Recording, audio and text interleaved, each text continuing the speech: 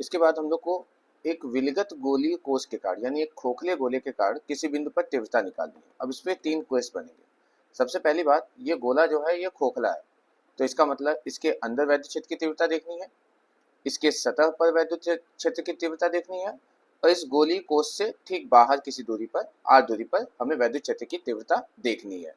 तो मैंने ये सब लिख रखा है पहले से कि एक समान रूप से आवेशित गोलीय कोष के कारण वैद्युत क्षेत्र की तीव्रता निकालनी है।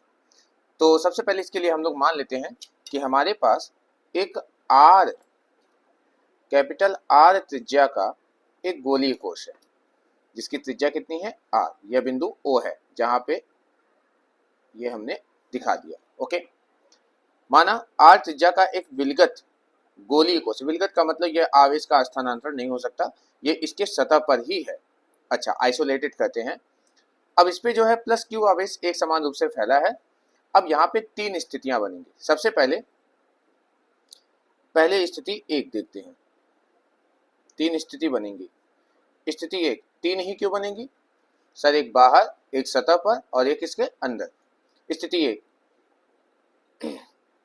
गोलीय कोष के बाहर कितने दूरी पे? मान लेते हैं इस कोष से बाहर कुछ दूरी, दूरी हम स्मॉल r मान लेते हैं। ये यहाँ पे r दूरी पर, कितने दूरी पे? r दूरी पर एक बिंदु P है जिस पे हमें वैद्युत क्षेत्र की तीव्रता ज्ञात करनी है। गोलीय कोष के बाहर r दूरी पर वैद्युत क्षेत्र की तीव्रता, वैद्युत क्षेत्र की तीव्रता ये हमको निकालना है। Okay, condition 1। तो इसके लिए हम लोग क्या करेंगे, इस बिंदु से होकर गुजरने वाले एक गोलीय गॉसियन पृष्ठ की कल्पना करेंगे। मान लेते हैं यह गॉसियन पृष्ठ हम बना देते हैं। इसके चारों ओर इस बिंदु से होकर जाने वाला एक गॉसियन पृष्ठ हमने बनाया। ठीक है, ये रहा वो गॉसियन पृष्ठ हमने बना दिया। एक गोलाकार गॉसियन पृष्ठ की कल्पना की, ये रहा वो गॉसियन पृष्ठ। ठीक है, एक गोलीय गॉसियन पृष्ठ की कल्पना की जो इस बिंदु से होकर जाता है। ओके, अच्छा, अब इस गॉसियन पृष्ठ, ये हमारा क्या है, एक गॉसियन पृष्ठ हमने बनाया ताकि हम फ्लक्स निकाल सके, गॉसियन पृष्ठ। ओके, अच्छा, इसका जो त्रिज्या है r है, यानी O से r दूरी इस गोलीय गॉसियन पृष्ठ की त्रिज्या है। ठीक है, अब इसके एक छोटे से हिस्से से हम फ्लक्स की गणना करेंगे पहले। तो भाई अब बताओ, ये वैद्युत क्षेत्र की दिशा E बाहर की तरफ, और यहाँ से क्षेत्रफल सदिश वो भी क्या होगा, dA बाहर की तरफ ही होगा, और दोनों के बीच का कोण अगर आप देखें तो कितना हो जाएगा, 0 हो जाएगा क्योंकि दोनों समांतर है। तो क्षेत्रफल अवयव, चित्रानुसार क्षेत्रफल अवयव dA से होकर गुजरने वाला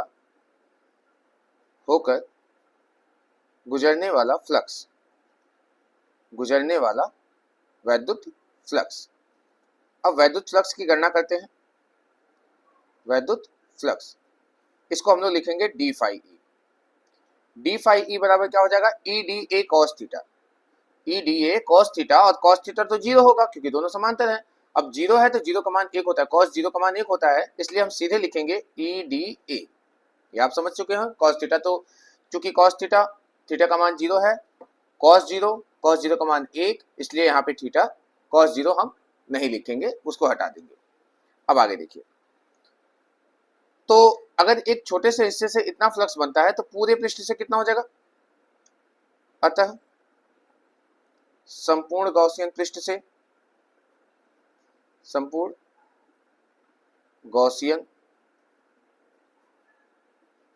से गुजरने वाला फ्लक्स,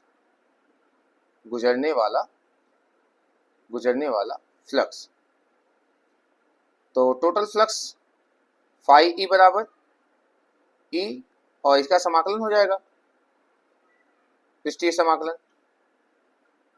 कितना आएगा, फाई ई बराबर ई बाहर हो गया, dA। अब आपको पता है ये गोला है, अब गोले का जो पृष्ठीय क्षेत्रफल होता है वो 4 पाई आर स्क्वायर होता है।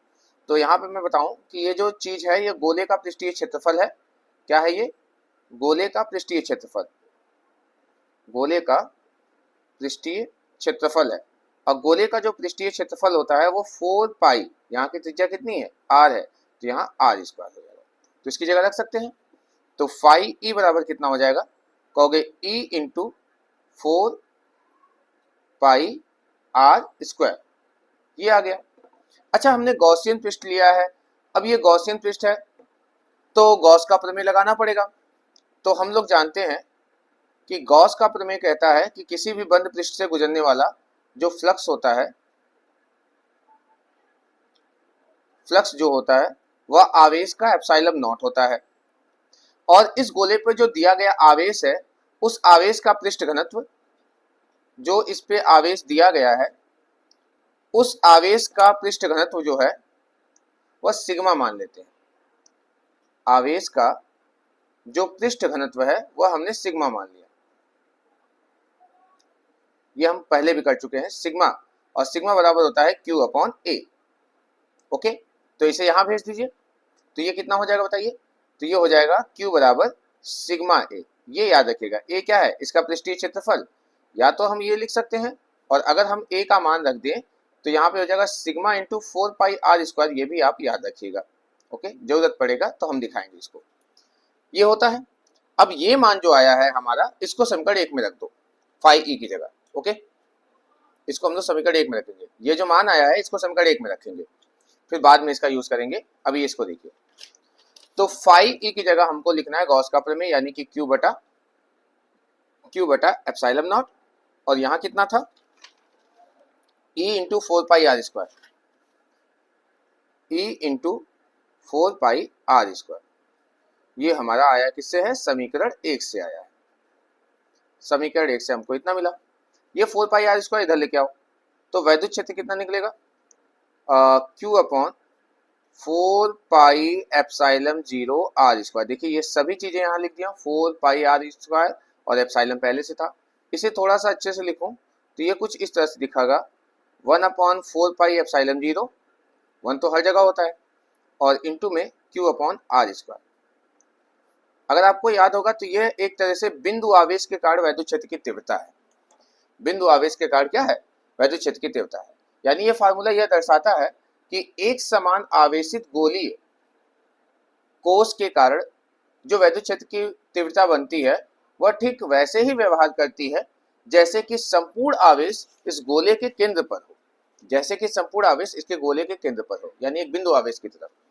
ओके, यानी एक समान रूप से आवेशित गोलीय कोश के कारण बाहर किसी बिंदु पर तीव्रता निकालते हैं तो यह जो आवेश है यह ऐसा लगता है कि यह सभी आवेश इसके केंद्र पर स्थित है। क्यों? क्योंकि हमने जो डेरिवेशन से फॉर्मूला पाया यह बिंदु आवेश के कारण होता है, यानी यह सभी आवेश ऐसा लगता है कि इसके केंद्र पर क्या है? स्थित है। ओके, यह हो गया पहला फॉर्मूला। अच्छा, ये हमने निकाला था, आपको याद होगा। अगर इस फॉर्मूले में जो Q का मान आया है इसको यहाँ रखें तो कितना हो जाएगा? हमने निकाला कितना? Q बराबर है, हमने Q बराबर निकाला है सिग्मा ब्रैकेट में 4 पाई आर स्क्वायर। तो सिग्मा ब्रैकेट में 4 पाई आर स्क्वायर रखो, हम लिखेंगे क्योंकि Q बराबर है सिग्मा ब्रैकेट में 4 pi are square, 4 pi are square. अच्छा, यहाँ कैपिटल आर होगा क्योंकि इस पृष्ठ का जो क्षेत्र त्रिज्या है वो आर है, तो यहाँ आर होगा। इस गोले का पृष्ठ क्षेत्रफल 4 पाई आर स्क्वायर, तो 4 पाई आर स्क्वायर। ये मान इसमें रखो, यह मान उपरोक्त समीकरण में रखने पर, उपरोक्त समीकरण में रखने पर, अगर इस मान को उपरोक्त समीकरण में रखेंगे तो ये कितना हो जाएगा? E बराबर 1 अपॉन 4 पाई एप्सिलॉन 0। Q की जगह हमको लिखना है इतना, सिग्मा ब्रैकेट में 4 पाई कैपिटल आर स्क्वायर और बटे में स्मॉल आर स्क्वायर। अगर आप देखें तो 4 से 4 और पाई से पाई कट जाएगा। अब जो बचेगा उसको लिखिए, E बराबर बचा आपका सिग्मा बटे epsilon not r square upon small r square.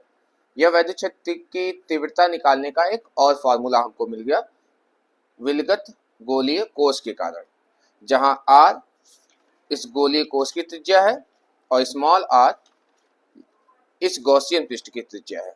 ठीक है, ये दोनों फार्मूले। अच्छा, अब इस फार्मूले से एक और चीज देख सकते हैं। अगर इसी फार्मूले को मैं समीकरण नंबर 2 मान लूं तो आप देखिए ना, इसी फार्मूले से मैं डायरेक्टली कर सकता हूं केस नंबर तीसरा यानी स्थिति नंबर 2। यदि बिंदु P पृष्ठ पर स्थित हो,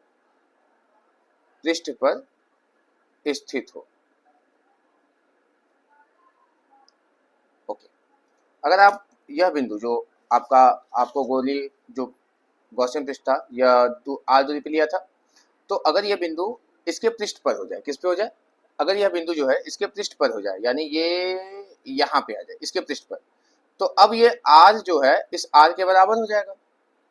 अगर ये यहाँ से बिंदु को इस पे लाएं तब ये बिंदु इस पे होगा, और ये है इसकी इस गोलीय पृष्ठ की त्रिज्या है, और ये कितना है, r है, ये r ही है ना, ये यहाँ से लेके यहाँ तक r था।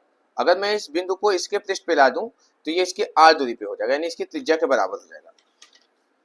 अर्थात मैं यहाँ लिख सकता हूँ, अर्थात स्मॉल r और कैपिटल R आपस में बराबर हो जाएगा। तो ये इस फार्मूले में देखिए, ये समीकरण नंबर 3 कर लो और इसको 2 कर लो। तो आप समीकरण 2 से अगर देखेंगे, यहाँ 2 फार्मूला बन जाएगा। बस आपको क्या करना है कि r की जगह कैपिटल R रख देना इसमें। तो रखिए, तो E बराबर क्या हो जाएगा, 1/4 पाई epsilon 0 Q upon capital R square, ये फार्मूला। और अगर मैं इसको समीकरण 3 में रखूं तो फार्मूला कुछ और हो जाएगा, एक वैकल्पिक फार्मूला, ऑप्शनल फार्मूला, जरूरत पड़े तो। अगर मैं समीकरण 3 में रखूं स्मॉल r की जगह कैपिटल R, तो E बराबर क्या हो जाएगा, sigma r square upon epsilon 0 capital R square. अब ये r से r कट जाएगा और E बराबर बन गया सिग्मा बटे एप्सिलॉन। ये चादर वाला याद है, ये एक फार्मूला बन गया। ओके, ये केस हमने सीख लिया। अब एक लास्ट केस, स्थिति नंबर 3। कंडीशन 3 कहता है, स्थिति 3, यदि बिंदु P गोलीय कोश के भीतर हो, गोलीय कोश के अंदर हो, अंदर स्थित हो। अब अगर गोलीय कोश के भीतर होगा तब क्या होगा, तो अगर मैं कहूं कि गोलीय कोश के भीतर, तो सीधे इस E का मान 0 हो जाएगा। आप कहोगे कैसे, इसका डेरिवेशन देखने की जरूरत नहीं है, यहाँ देख सकते हो। देखो इस फिगर में आओ, बिंदु P यहाँ था, तो फार्मूला हमारा क्या बना, ये बना 1/4 पाई एप्सिलॉन 0 Q बटे R स्क्वायर। या ये जब भी ये जो P बिंदु है, अगर ये सतह पे आता है, जैसे ही सतह पे आया, फार्मूला हमारा यहाँ पे स्मॉल r की जगह जो है कैपिटल R हो गया, और जब इसमें रखा तो केवल सिग्मा बटे एप्सिलॉन नॉट बना। ठीक है, लेकिन अगर ये बिंदु जो है अंदर कहीं पे हो जाए, मान लो यहाँ पे है, अब ये बिंदु यहाँ पे होगा, तो यहाँ से एक हम गॉसियन पृष्ठ की कल्पना करेंगे। ओके, जैसे ही मैं एक गॉसियन पृष्ठ बनाऊंगा, तो आप मुझे ये बताओ कि इस गॉसियन पृष्ठ के अंदर क्या कोई भी आवेश है, नहीं है। जब इस गॉसियन पृष्ठ के अंदर कोई आवेश नहीं है, यानी Q 0 हो जाएगा। और जब Q 0 हो जाएगा, तो चाहे इस फार्मूले में Q का मान 0 रखो, चाहे ऊपर वाले फार्मूले में Q का मान 0 रखो, यानी इसका मान ही क्या हो जाएगा, 0। सीधी भाषा में कहें तो इस पृष्ठ से कोई भी फ्लक्स बाहर की तरफ निकलेगा ही नहीं, क्योंकि यहाँ पे तो कोई आवेश ही नहीं है। इसलिए गोलीय पृष्ठ के भीतर, गोलीय कोश के भीतर जो वैद्युत क्षेत्र की तीव्रता होती है वो 0 होती है। यह तीनों केसेस हमने पढ़ लिए। ठीक है, दैट्स ऑल। अब इसके बाद हम लोग अगले वीडियो में देखेंगे।